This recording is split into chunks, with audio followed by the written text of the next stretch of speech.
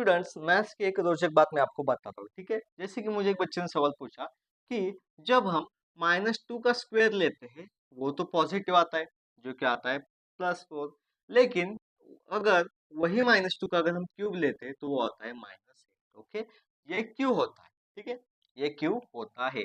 Actual में ये दोनों भी सही है। ठीक है, आंसर तो सही है, लेकिन होता क्यों है आप समझ लो। ठीक है, सबसे पहले मैं आपको बताता हूँ, ये स्क्वायर है जो कि 2, ये एक इवन नंबर है। ठीक है, इवन नंबर है। और ये हमारा 3 जो कि क्यूब है, वो एक ऑड नंबर है। यानी कि आप अगर समझ लो, मैं आपको एक पैटर्न बताता हूँ। जैसे कि -2 का हम क्यूब ले रहे हैं, यानी कि -2 multiply -2 multiply -2। Okay, so minus minus plus हो जाएगा, सो 2 टू द 4 मल्टीप्लाई बाय ये -2, सो आंसर आ जाएगा 4 -2 मल्टीप्लाई -2 तो -8। तो ये हो गया -8, क्यूब नेगेटिव हो गया। लेकिन अगर उसी को हम स्क्वायर में करेंगे, सो -2 मल्टीप्लाई बाय -2 जो कि 2 टू द क्या होता है 4 होता है, पॉजिटिव होता है।